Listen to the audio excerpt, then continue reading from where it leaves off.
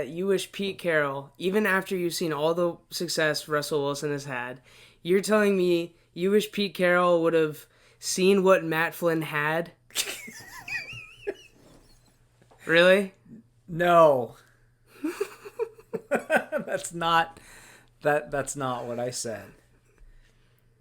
I just think it's weird that Matt Flynn was like really great for a couple of games and then he sucked and never really got a chance, and then he had another couple of great games and then he disappeared. But no. So what you're saying?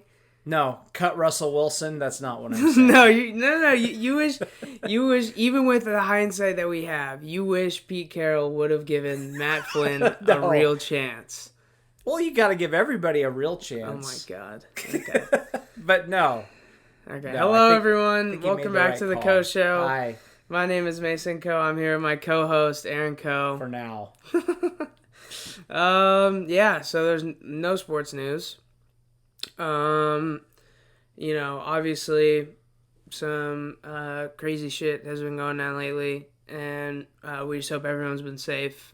Other than that, we'll let you guys form your own, I guess, thoughts and opinions on it. Yeah, our job is just to kind of have fun no matter what's going on. The house could be burning down around us right now, and we just try to have as much fun as we can. Yeah, we're like the dog. We'll let other people who know what they're doing talk about all the other stuff that's going on. Yeah, for sure. Just hope everyone's safe out there. Yeah. I know I'm right though, but I'm not going to tell you what I think. Yeah, but With that being said, since there is no sports news, I literally I haven't. There's just talk about when things might be coming back, but it's all still kind of, nobody seems to have a solid plan. Apparently NBA is July 31st. Yeah, that seems so far away. I know it's not. It does. But if you think about it, these last couple months of kind of looking back, it feels like it's been a long time, but when we've already been having, we've been having this kind of hindrance, I guess, for almost 4 months now. Right. So it's I mean, we're only 2 away. So and then baseball continues to just do it stupidly. So yeah, seriously. They're going to argue instead of do what's right. So yeah. No surprise there. It seems like it's going to take some real crazy shit to happen for baseball to come back, and I just don't see it happening. Yeah. I mean, obviously, I hope it comes back. I was excited to see the Mariners tank, and officially declare it was a tank too for the first time. Right. So see what draft pick we would get, and see, who the next bust was, who the next Dustin Ackley. Who's the next Dustin Ackley? Now, they don't always draft busts. Sometimes they draft guys who go on to do great things for other teams. They trade them, yeah. Let's be fair, Mason. Yeah, we've actually been watching something pretty interesting. It is called The History of the Seattle Mariners on YouTube. It's by John Boyce, Bois, and someone else. I forget the other name. But they kind of did a very in-depth history on the Seattle Mariners, and we got one episode left, so we're all the way up through the year 2009, I think, was kind of where they left off. 2010 was where they left off. So, it's really good. But yeah, it's some good Mariners content that could maybe fulfill you at least a little bit during this time where we might not have baseball for maybe a whole year. So, and it's really interesting too. I think a lot of even pretty hardcore Mariners fans could watch that, and there'd be a few things you didn't know. Yeah. Or a few things you'd forgotten, perhaps. Yeah. But yeah, it's definitely worth watching for sure. There was a ton of stuff I didn't know. I mean, I know a lot of my general Mariners history, but I haven't really dove deep into kind of role players and kind of what it was like in the locker room and behind the scenes and stuff like that. So it's been very interesting for me to see, and the graphics on it are just really cool. I really like just the visuals, and the music is good too. So yeah, it's been good watching that, and distracting us from the void. But do you have a business shout out? I have one. oh shit, Did we do Protocol Plumbing before? I don't think we did. I I don't think we did. I have two. I'll just do two. Okay, yeah, do them. Yeah. So one of them is Protocol Plumbing, and they're local around here, and they do. You know what? When you're getting your damn plumbing fixed, you gotta find somebody that gets that right. Like, yeah, for sure. We all want to save money and get the cheapest thing, but sometimes cheap plumbing is we've all had horror stories or heard horror stories about that kind of stuff. Yeah, so they are great. They will get it right. They're honest. They're not gonna charge you for stuff that you don't need. They're gonna tell you exactly what you need and be fair and do it right. So they're great. They're great people too. Great, Eric, who owns the business, is a friend of mine. But yeah, I wouldn't have anybody else in here for sure doing that stuff. And then I also, this isn't a small business per se, but Ace Hardware. There's they're all over the country, but they are individually owned, which so okay. It's still people like that are still getting hurt, because it's they don't have the deep pockets that a big company would have. I didn't know that. Yeah, there are there are a lot of places like that, but I've heard a lot of good things from many of their locations, but in particular the one in Silver Lake around where we live. I won't go into the whole story, but the owner was super awesome with me, and very helpful, and went above and beyond. And I'm going to drive past a couple of other places to go to that one for sure. Nice. So yeah, go support Ace Hardware. Support local ones too are great, but yeah, drive past the ones with the orange signs and the big blue signs, and go to Ace. They really are great. So. I just thought of one. Okay. Henry's Donuts in Everett is good. Oh yeah, it's good. I haven't been there good for donuts. a long time. Yeah. Wow. Okay. I just we went there sometimes after like a football game or a basketball game. Yeah. Like yeah. Not a lot. I think we did like once or twice. Is it Henry's Donut or is it Henry's Donuts? I mean, just look up Henry's Donut. No, I saw one somewhere and it was Henry's Donut. It's and we in used North to joke Everett. that they only had the one donut. Oh, okay, yeah. But it might this one might. Well, not all the donuts are good, regardless they have of what more the than sign one, says. so Yeah, they do have more than one. You get a whole dozen if you want. Yeah, I don't know. That's just randomly popped into my head, but that sounds good. yeah, Let's shut this off and go get a dozen. Seriously, just pound them right now. God. Okay, yeah. So, with the lack of sports news, we've kind of had to come up with super creative topics, but kind of pull together some stuff to talk about. But I love these things though. Like I think these are the most these things. These are like the most fun. Yeah. Honestly.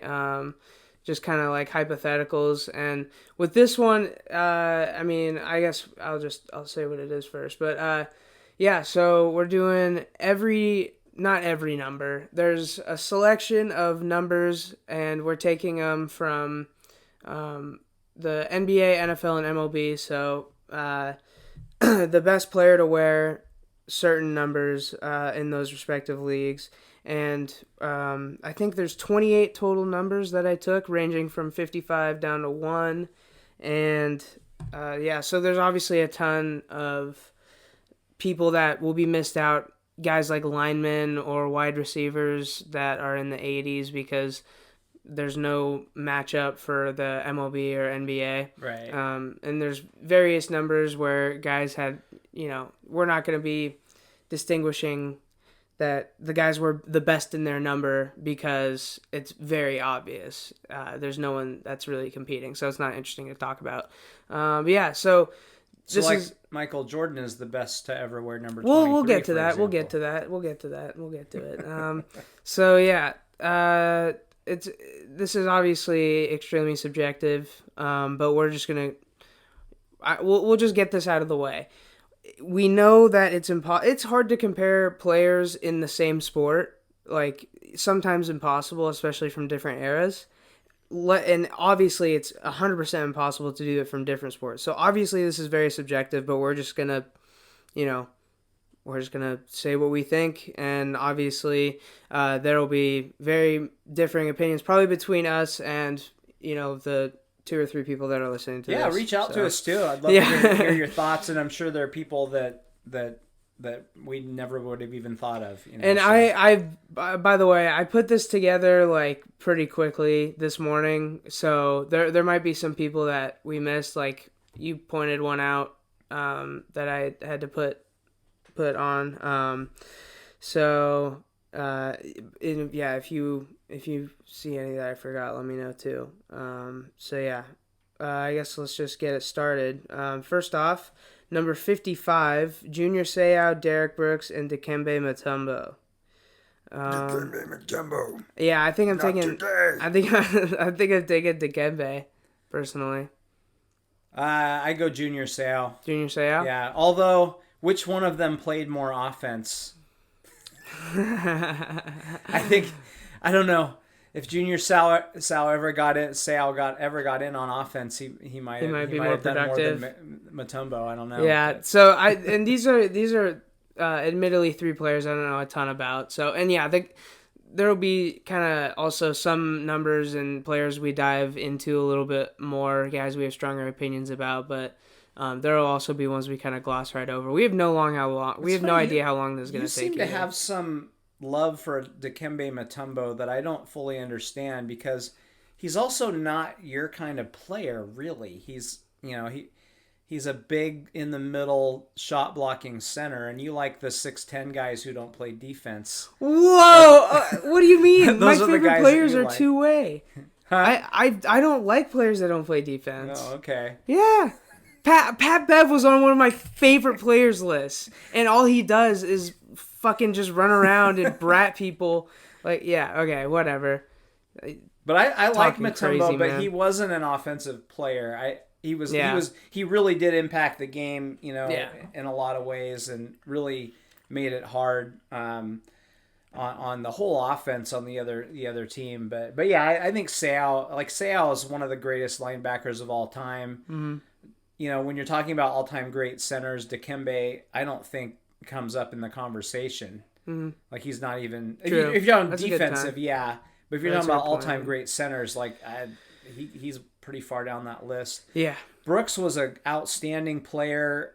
He's not going to be in that conversation for one of the greatest of all time, but he was a good player. Mm.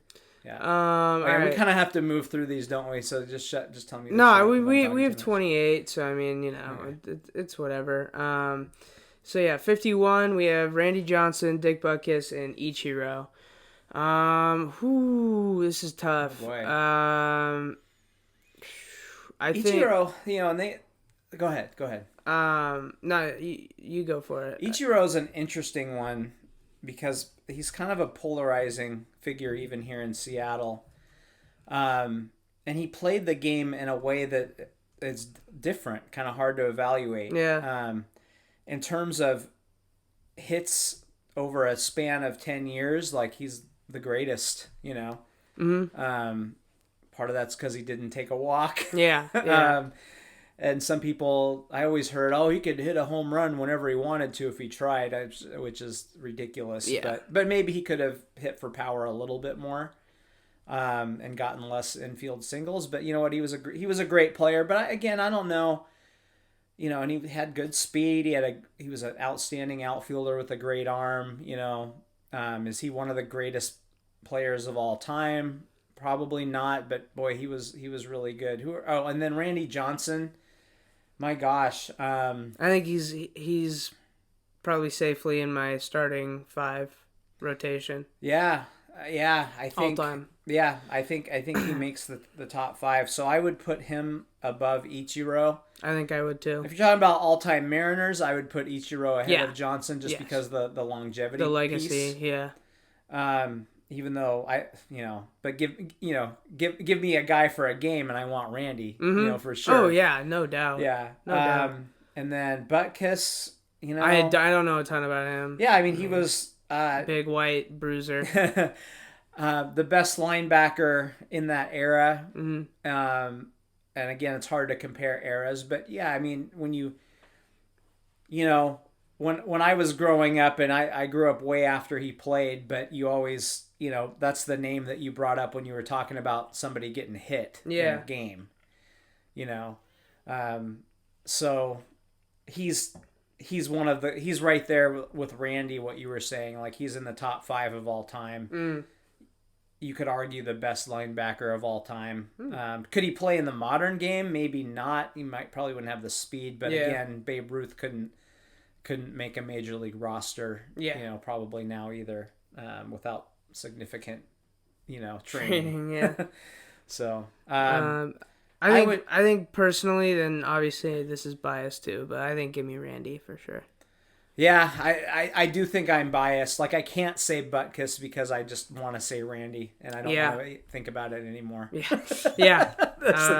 There's my analysis, folks. Yeah. Hank Aaron and Jerry West, number 44. Oh, boy. Ooh, wow. This is where it gets, like, incredibly subjective, because these are two guys that I would say are very underrated. Jerry West, when you look at top 10 or top 25 NBA lists, he'll always be up there, but he's never talked about. And same thing with Hank Aaron. You never hear people really talking about Hank Aaron. So, this is where it gets extremely subjective. It is tough, and it's funny. I haven't seen a whole lot of Jerry West. I've seen a little bit of tape. Hank Aaron, I've seen more. Yeah.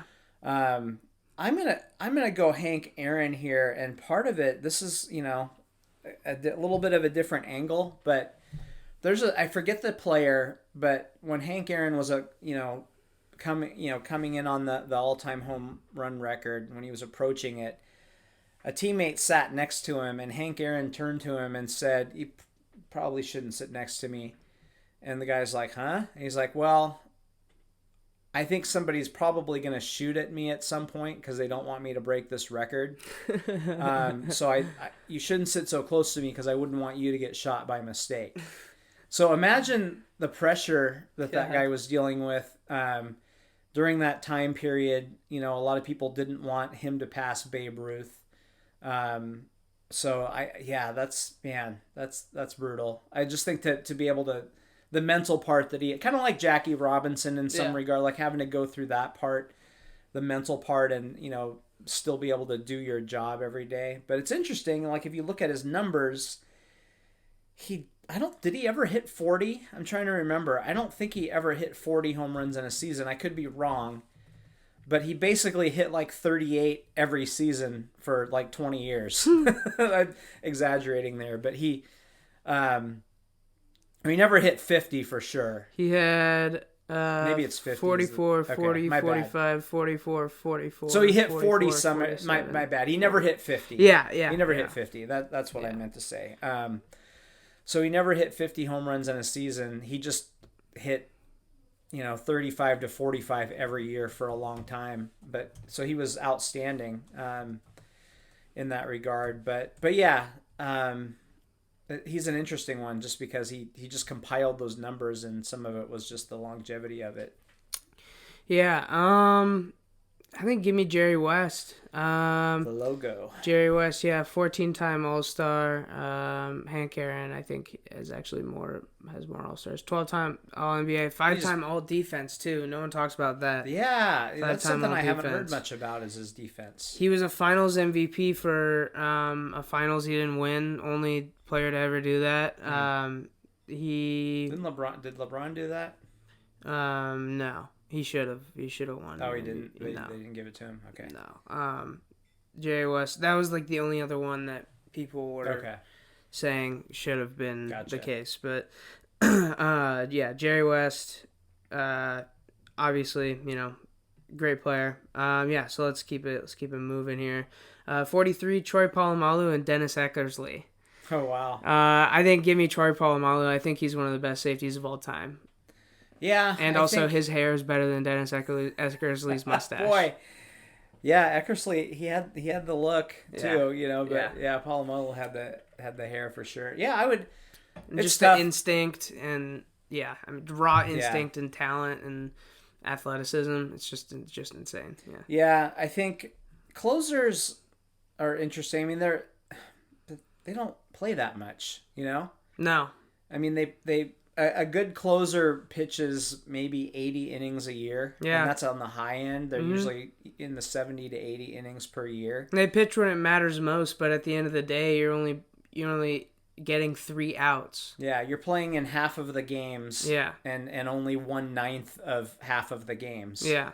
So it's hard for me to put that guy above a guy like Palomalu, who's was one of the greatest safeties of all time. Yeah. Okay. 42. Jackie Robinson, Ronnie Lott, Mariano Rivera. Wow. I think as far as like legend status, you got to go Jackie Robinson. Just playing. Ronnie Lott, I have never really watched tape of him. So I don't.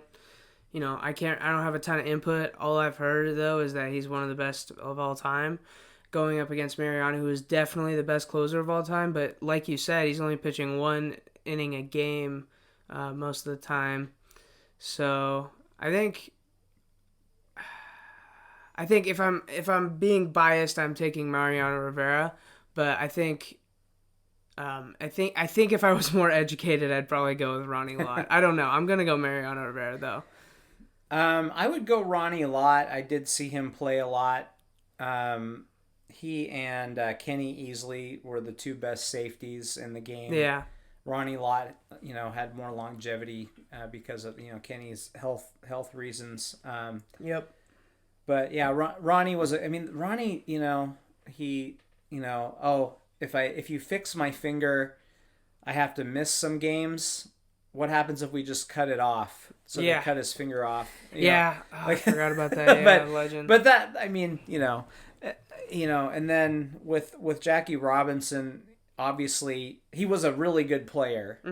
And what he had to endure to even get there and be able to handle what he handled is unbelievable. But if we're talking about play on the field, yeah, I go Ronnie Lott because again, is he the best safety of all time? It's certainly he's right there. He's in the conversation.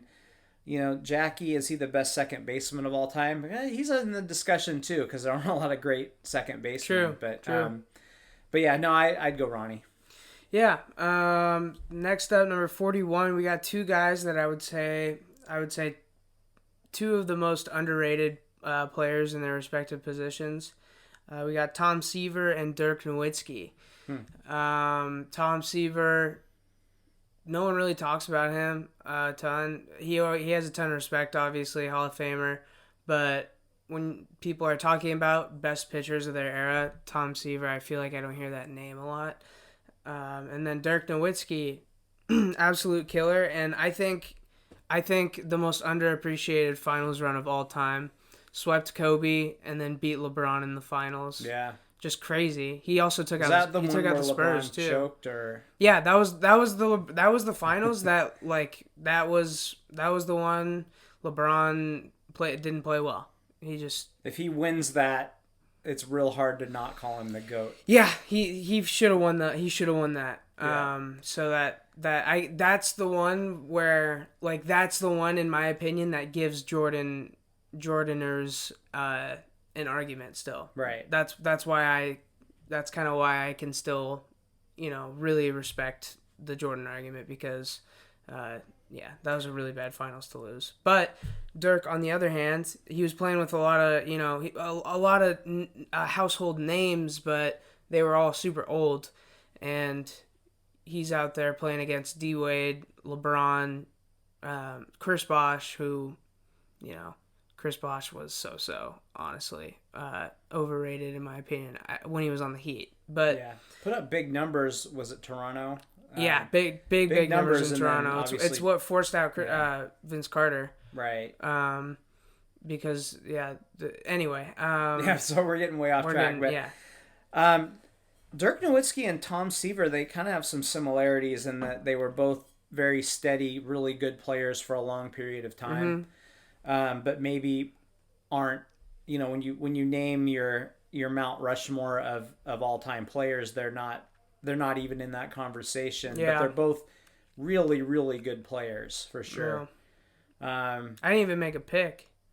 Oh yeah, who do you pick? I'm taking Dirk. I'm going Seaver.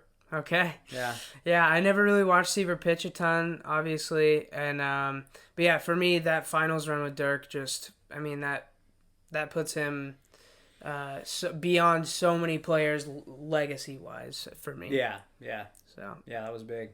35. We got Kevin Durant and Frank Thomas. For me, give me KD.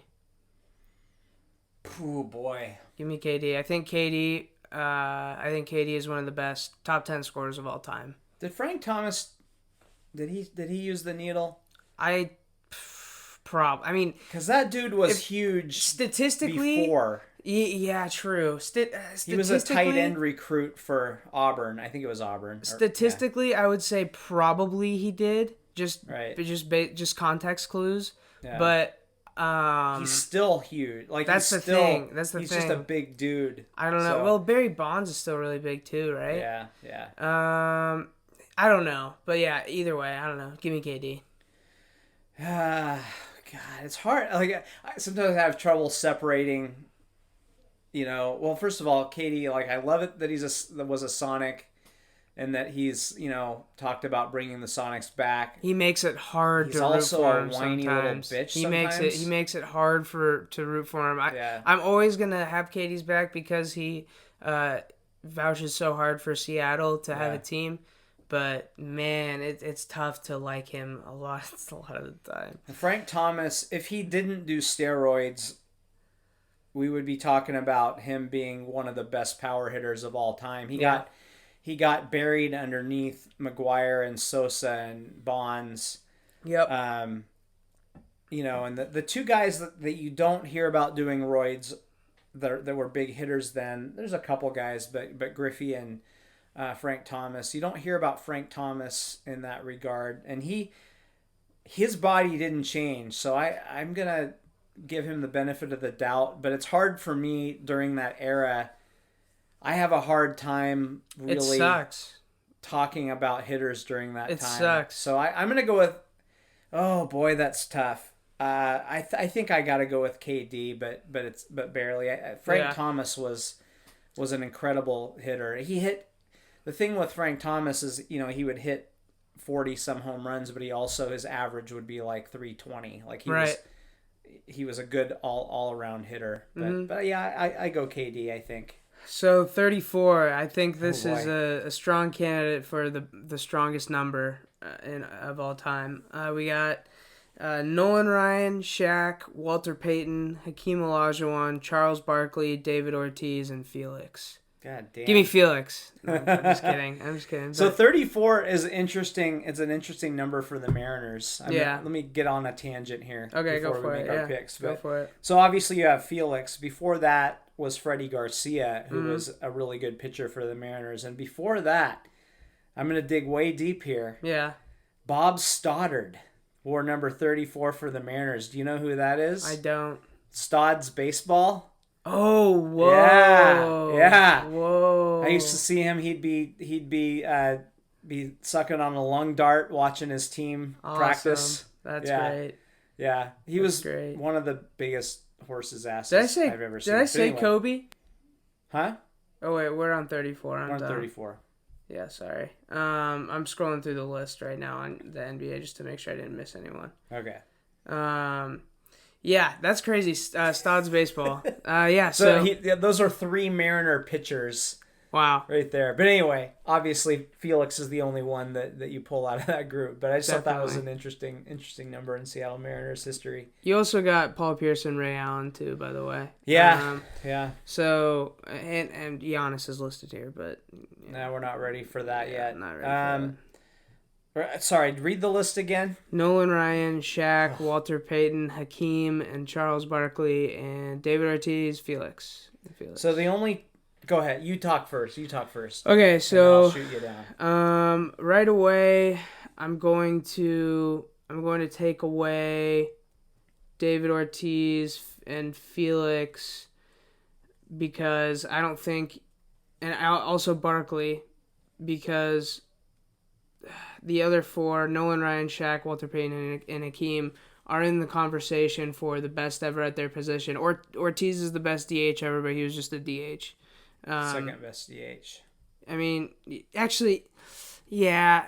For me, it's a toss up. It's a toss up between Edgar and David Ortiz. Like, I genuinely do think it's a real toss up. My bias would obviously say Edgar, but widely regarded, David Ortiz is the best DH of all time. Walter Payton, I think, okay, so right off the bat, is Shaq better than Hakeem Olajuwon? I'm going to say yes. I think Shaq is better than Hakeem Olajuwon. So it leaves me with Nolan Ryan, Shaq, and Walter Payton.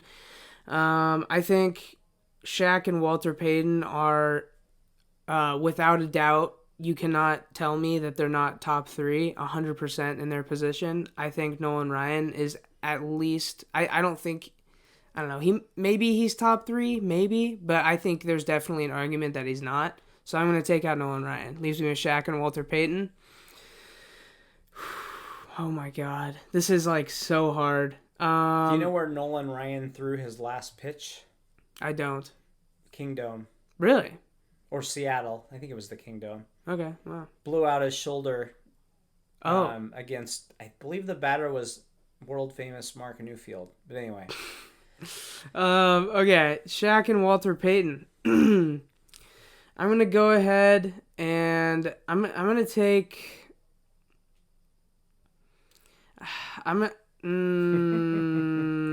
This is easy for me. You're gonna take Sweetness. You think? Yeah, you're definitely gonna take Sweetness. I think I'm gonna take him too. I'm gonna take Walter Payton. Yeah. Yeah, I think Nolan Ryan was a great pitcher. I don't know. I think that there was, kind of he threw really hard and was a badass and beat up what's his face on the mound when he charged the mound. Yeah. Like he had a mystique to him that might have been more even than his ability as a pitcher. He was great. Shaq, he was really great, but I don't know. I go Sweetness. I think he is the best running back of all time. And he did it at a time where that position was extremely important, and was good in every aspect of the game. Running, obviously, he could get up in the air at the goal line. He could pass block. He could catch passes. Mm-hmm. So give me Sweetness all day long there. Yep. All right. He's probably a better free throw shooter than Shaq too. Yeah. I guess. Yeah. All right. 32. Another really tough one. 32 is loaded. Yeah. We got Magic, Karl Malone. Fuck Karl Malone. Sandy Koufax and Jim Brown. All right. Fuck Karl Malone. So get him out of there. Yeah. Jim Brown, I would say it will definitely top 5 running back of all time. Yeah. Probably top 3. Yep. Magic, I would argue best point guard of all time. I think most people would agree with that. And then Sandy Koufax, obviously one of the best pitchers of all time. I think give me Magic. Koufax had a very short but dominant career. Mm-hmm. So he had like a 5-year stretch. His 5 years was maybe the best 5 years of all time. Yeah. But it was only 5 years, mm-hmm. roughly. It might, he pitched longer than that, but that was when he was super dominant. Yeah. Boy, oh boy, oh boy, oh boy. I would go. Oh, it's hard because I love Magic Johnson, but I think I go Jim Brown. Okay. Because I think he's one of the greatest football players of all time. Yeah. Magic, I agree, best point guard of all time. He's not often mentioned as one of the best basketball players of all time. Mm-hmm. Although I could make that argument. Yeah.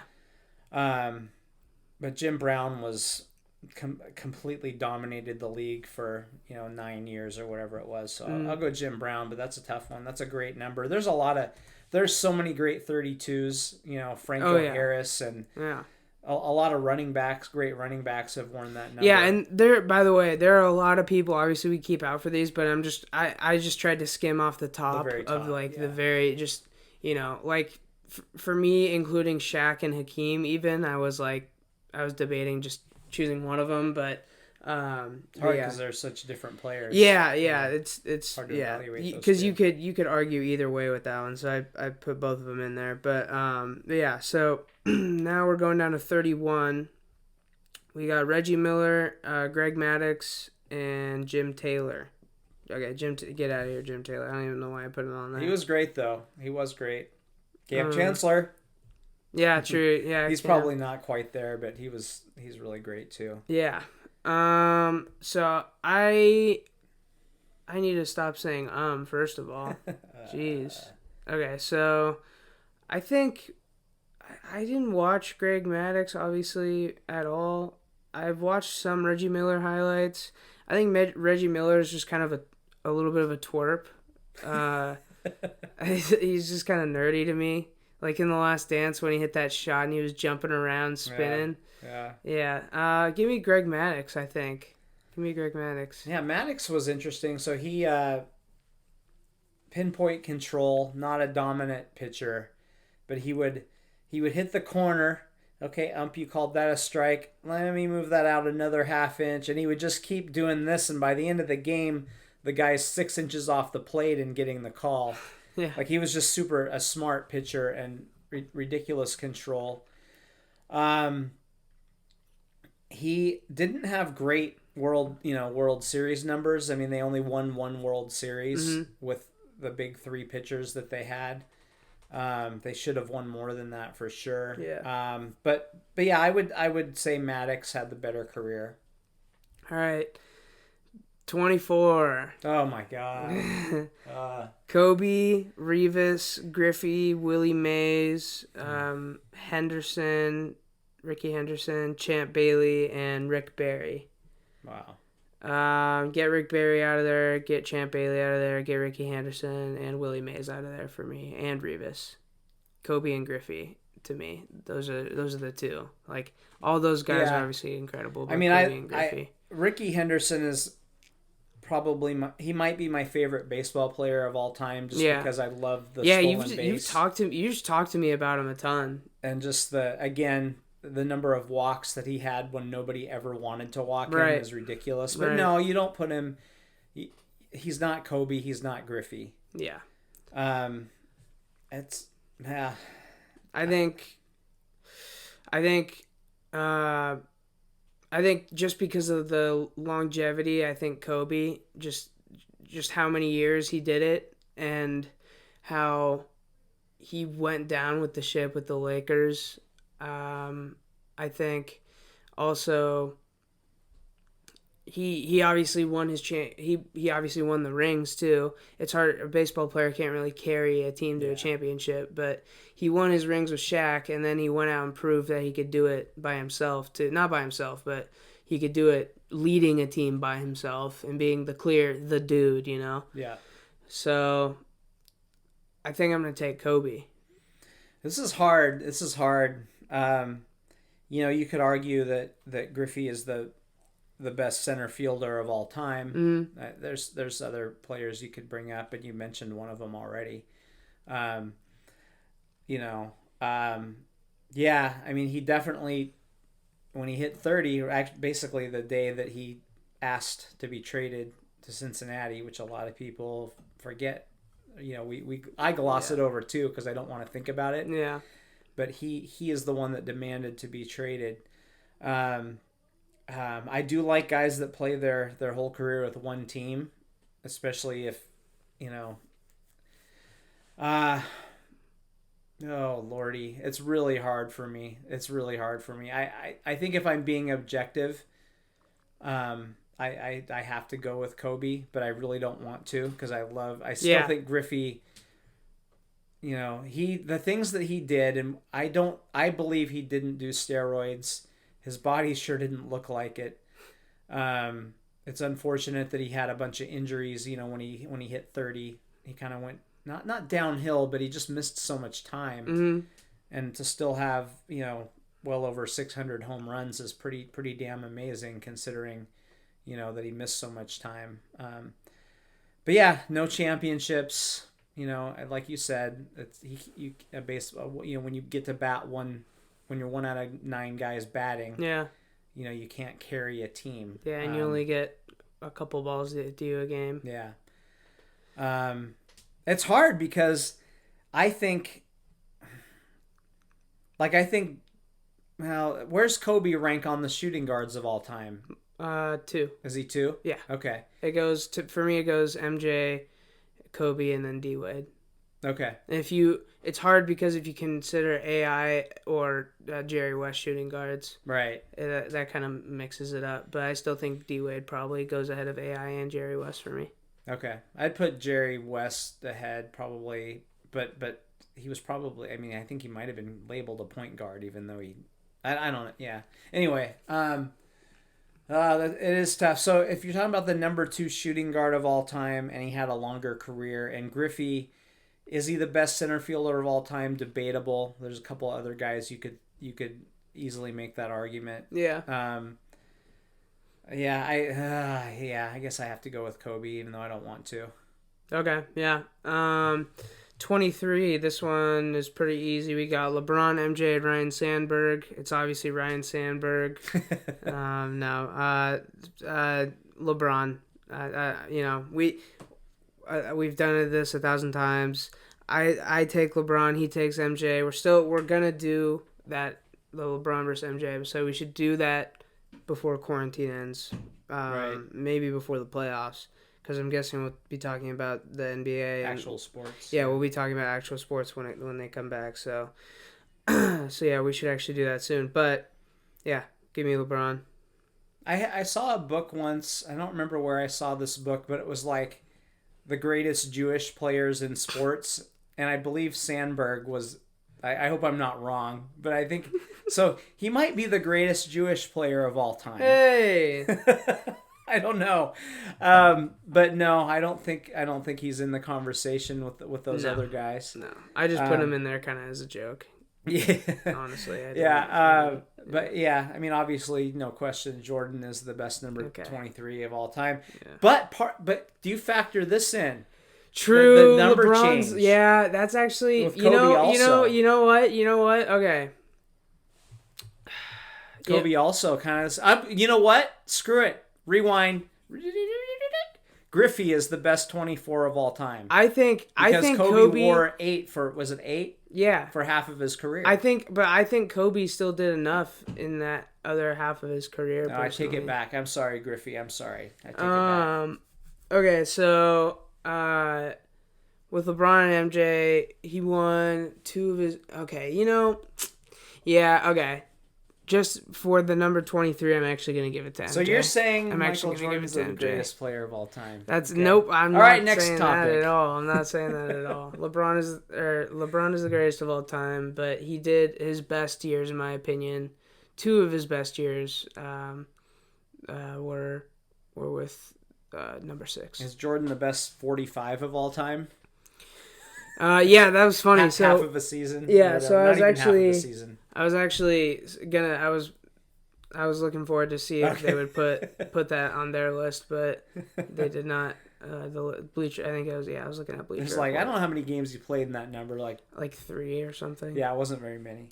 All right, 22. We got Emmitt Smith, Jim Palmer, Elgin Baylor, and Clyde Drexler. Give me Emmitt Smith. There's so many running backs that, for me, are just really all kind of ranked the same-ish, or very little discrepancy because I haven't watched a ton of film, or I don't even really know a lot of the stats. But I think give me Emmitt Smith on that list. I think so. It's funny. I've kind of, my opinion of Emmitt Smith has gone down a little bit just because I think he had the greatest offensive line of all time. Oh, okay. That being said, he did it for a long time.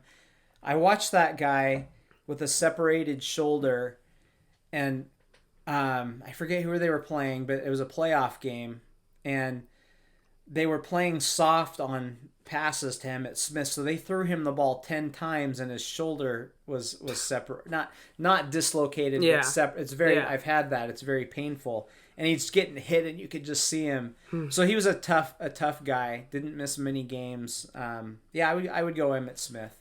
All right, 21. We got Tim Duncan and Roberto Clemente. Sadly, I think if What about Clemente, Neon Dion? wait, I wrote down Dion. I thought, where'd he He go? was 21, wasn't he? Yeah. Anyway, yeah, that's weird. Because I remember seeing him on the list, but yeah. So Dion too. Duncan, Clemente, Dion. Sadly, I mean, I think if Clemente had been able to play out his full career, maybe he's more in the discussion for me. But I think give me Tim Duncan. I think he's the best power forward of all time, and most people would agree with that. Dion, it's arguable about the corner thing. So I think with Dion, he's the best. I think he's the best cover corner of all time. He was a little bit soft in the run, but there's certainly value in him basically taking away half of a football field. But he wasn't a big hitter. There are other corners that I like better than Deion Sanders because they're complete corners. Even Richard Sherman hits and tackles. So I would also, I love Clemente though. It's tough, and there's the emotional part of it too. I mean, the guy died while, providing aid, to people. Yeah. Incredible arm. Have you seen some of those throws? Yeah. I mean, my gosh. Yeah. So he was a great player, but yeah, I would go Tim Duncan. Yeah. He is the greatest power forward of all time. It's either him or Karl Malone, and fuck Karl Malone. Fuck Karl Malone. Yeah. 20. The Glove, Barry Sanders, and Frank Robinson. Wow. So this is obviously very strong. The Seattle bias will come in here strong as we're both wearing our Sonic sweatshirts from simplyseattle.com. Peyton wore number 2 for the first couple of years of his career. Oh, okay. But he wasn't very good then, so it's okay. When he still had the hair, the flat top and the mustache. Yep. Yeah. So this is tough. Like I said, Barry Sanders is yet another one of those running backs that is just up in that, upper echelon. So it's tough for me. I think out of the running back highlights that I've watched, Barry Sanders by far is the most impressive to me. But yeah. If I'm paying to go see one of those, I'm picking Barry Sanders for sure. Yeah, definitely. He was the most fun to watch. And I think maybe if he would have had a longer career, it would have been more clear that he would have been the best running back of all time. So I think I'm going to take him. Yeah, and he did not have Emmitt Smith's offensive line. No. So that used to be the debate: who's better, Smith or Sanders? Okay, right. Smith, sometimes put up the bigger numbers. But Sanders, he was really running for his life. I love Barry Sanders. I loved watching him play. I'm going Barry Sanders there. All right, we're down to our last 1, 2, 3, 4, 5, 6, 7, 8, and these last 8 are all pretty tough. So yeah, number 14, Pete Rose and Big O, Oscar Robertson. The thing is, Oscar Robertson did have a couple of his best years with the number 1. It was only 4 years, so he's actually not on the list for the number 1. But I think so. Yeah, I think I'm gonna take Pete Rose. I think Pete Rose is the best hitter of all time. Pete Rose is interesting too. I mean, he's another longevity guy. Yeah. He racked up a lot of hits because he played for so long, and also super aggressive hitter. Yeah. Didn't walk a lot. Gosh, So, and if you look at his batting average and stuff like that, it's not like, it's not super great. He's certainly a Hall of Famer. But give me Robertson. Give me Robertson. Okay. Yeah. I think his numbers were more impressive. Yeah. Even though Rose had the longer career. All right, Dan Marino. So I would bet on that. Okay. I'd bet on Dan Marino, Wilt Chamberlain, and A-Rod at number 13. Oh God, I forgot A-Rod wore number 13. Yeah. I was thinking about the number 3. Yeah. Like in terms of Seattle. 3 did not have very. No, 3 hasn't. Players. Not a lot of number 3s out there. Yeah. But I was thinking about 3 in terms of Seattle, and I'm like, well, you got Russell Wilson, and then you have, one of the most polarizing players of all time in Seattle, and A-Rod. Yeah. But I forgot that he wore 13 for the Yankees. I think he's still off the list there because he didn't wear it for all that. Yeah, exactly. He wore it in Texas, and he wore 3 in Seattle. He wore 3 for Texas and Seattle. Yeah, and arguably you could argue those are his best years. Yes. So yeah, I think I'm taking Wilt. I think Wilt is top 5 player of all time. Who's the other one? Dan Marino. Oh, Marino. Yeah, Marino was great. It's tough. Obviously, it's pretty close, but my friend Geesh would say greatest quarterback of all time. And he certainly was really, really good. But Wilt's on the short list, so for sure, I'd go Wilt there. All right, we got Barry Larkin, Larry Fitzgerald, and Isaiah Thomas at number 11. Larry Fitzgerald, I think, will go down as maybe the most underrated wide receiver of all time, behind potentially Steve Largent. Barry Larkin, don't know a ton about him, honestly. And Isaiah Thomas, I would say, probably one of my. I like him. I like Isaiah Thomas. All right, I wouldn't say he's not one of my favorite point guards ever, but obviously an all-time great. And I think I would take him. I think I'm taking Isaiah Thomas. Really? Yeah. I go Fitzgerald. I think. Really? Fitzgerald, I think, is the second best receiver of all time. Whoa! Yeah. Holy shit! You actually think actually? Yeah. Who's above him other than?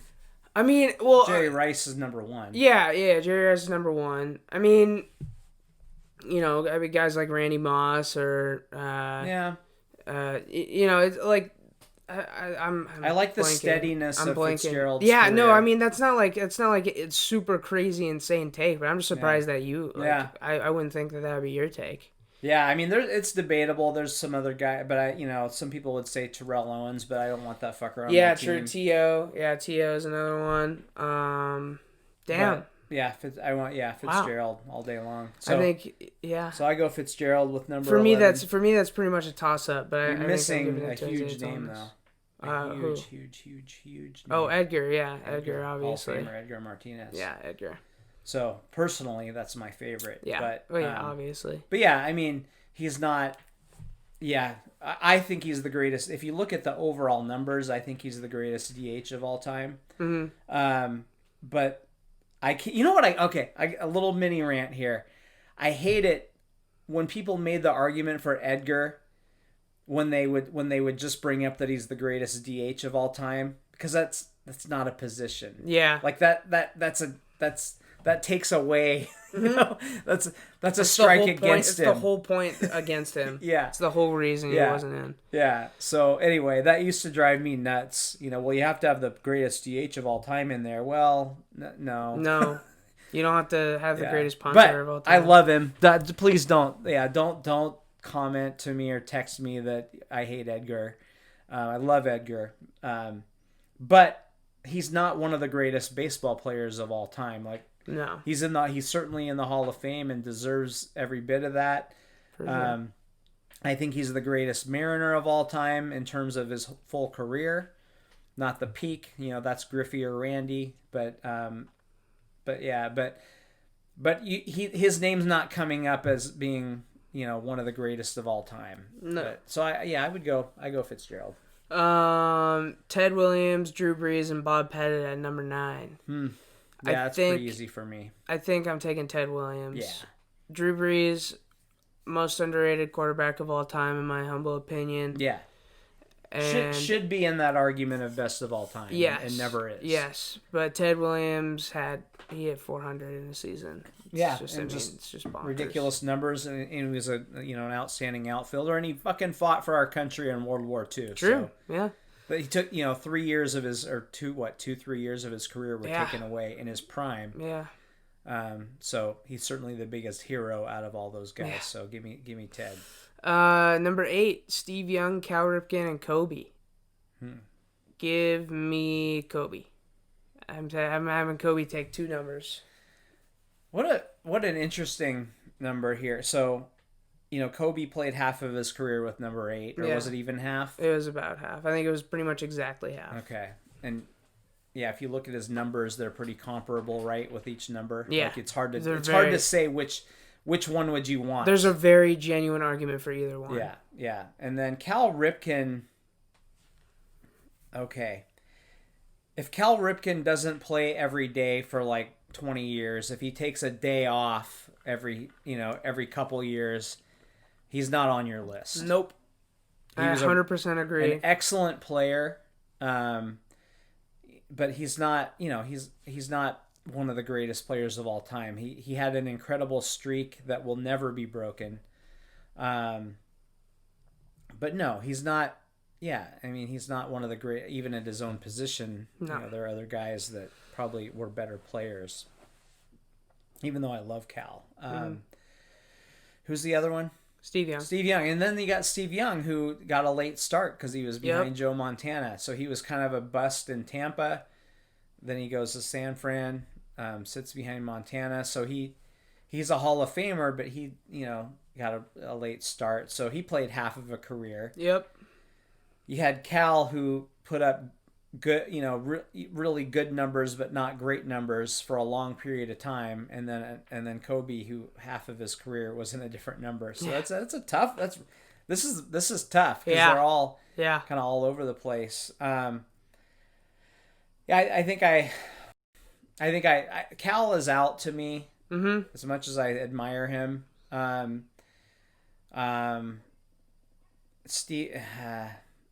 Steve Young, again, I don't think he's one of the greatest of all time. Kobe, if you just took that section of his career, is still considered one of the greatest shooting guards of all time. So I would agree. Give me Kobe.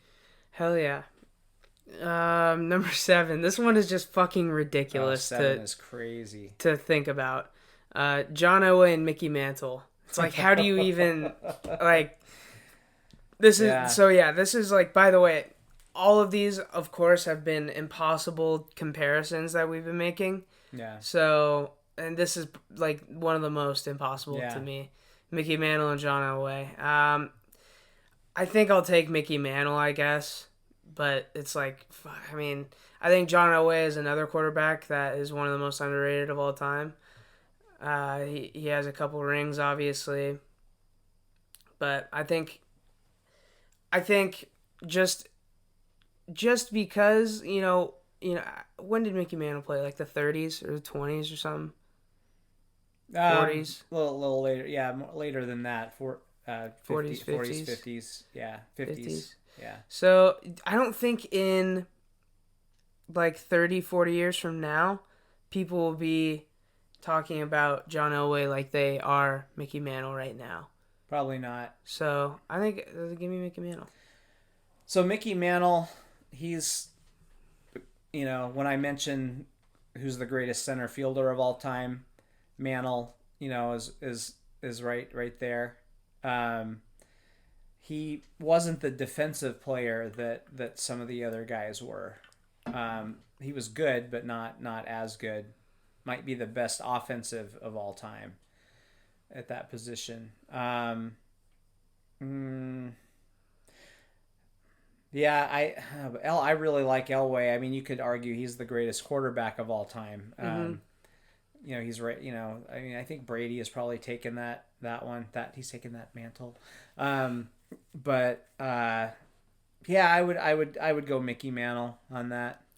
All right, number 4, just as ridiculous. Lou Gehrig and Brett Favre. Oh yeah. So I think Lou Gehrig, because I think Brett Favre just because he was kind of a, I don't know, he made amazing throws, but he also made like really bad ones and cost his team a lot of wins at times. So I think give me Lou Gehrig. I don't know a lot about Lou Gehrig, and obviously I don't know a lot about Mickey Mantle because I didn't even know what decade he played in. Um, but yeah, give me Lou Gehrig. Yeah, I would go Lou Gehrig. I think he stacks up better in his sport than Favre. I don't think Favre is one of the greatest quarterbacks of all time. I think he's, you probably get down to number 10 or so to me before, you know what I mean? Yeah. That might be a little high, but there's at least 7-8 guys I put above him. Yeah, so for sure.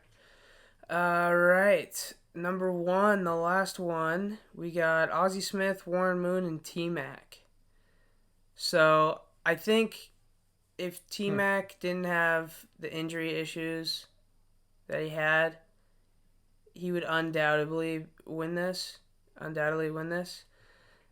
I think if Warren Moon, the thing is though, if Warren Moon was able to have a whole NFL career, he might be clearly the winner too. Ozzie Smith was obviously great, but he was kind of just known for his backflips mostly. So that's not true, but I think I'm gonna take T-Mac. I'm gonna take T-Mac.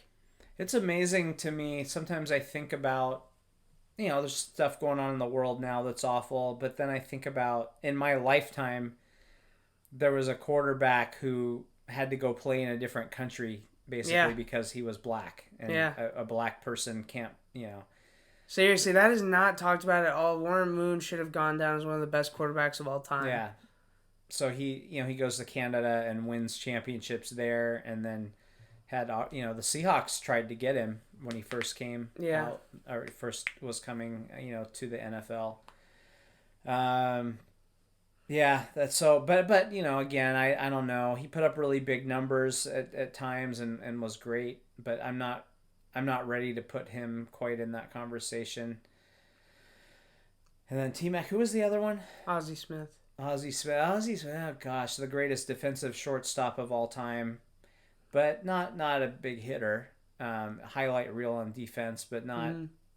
He became an adequate offensive player, but an adequate is not good enough for this conversation. Right.